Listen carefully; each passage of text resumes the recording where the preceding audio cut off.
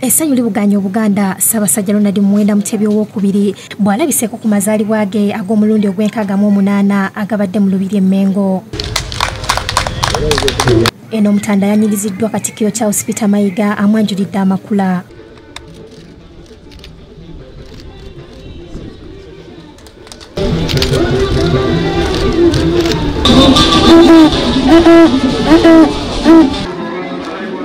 Oluvannyuma yolekedde wateekeddwa omukolo ogutandise n'okumusabira okukulembeddwamu omusumba w'Abadvent Maka Moses.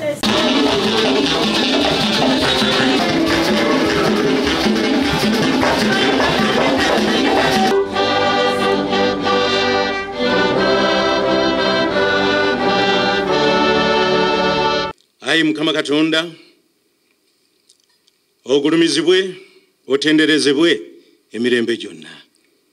Tukwebaza olw'amazaalibwa ga Ssaabasajja Kabaka wa Buganda ag'omwaka guno ag'omwaka ogw'enkaaga-mu-8. Tukwebaza olw'okumukuuma era tukusaba oyongere okumukuuma n'okumulabirira. Abayimbi ab'enjawulo okubadde aba Kereziya ya Yesu Kabaka basanyusizza Omutanda.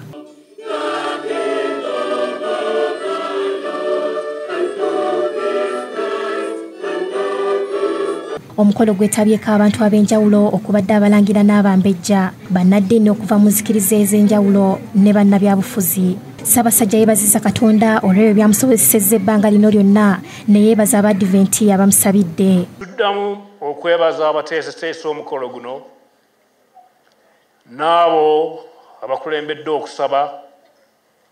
Ebigambo bibadde birungi nnyo.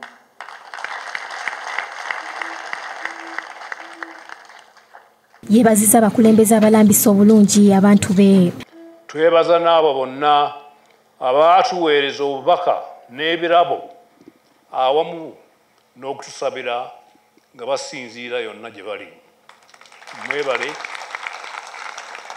Alagidde abantu ba Buganda okwegatta basobole okukolera awamu naawe ekyokulabirako ekyokwegatta ekikoleddwa mu kulwanyisa akawuka ka mukenenya mu Buganda ne Uganda. Gwe musingi gw'obuwanguzi bwaffe. Ndowooza ensonga eyo njagala okugiddamu. Okwegatta gwe musingi gw'obuwanguzi bwaffe. Yeebazizza bonna abamuwadde amakula.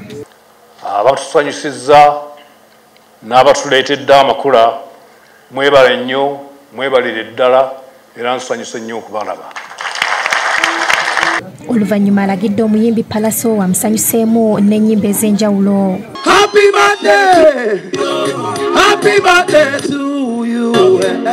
Make a wish, make a wish, make a wish, make a wish, make a wish. Amazaalibwa malungi. You want to make it all on it. Ononya kamera nga tezanyirina. Asazeko ekijaga budde Obuganda. Bino oluwedde alinnye emmotoka ye ne yeddirayo mu lubiri lwe.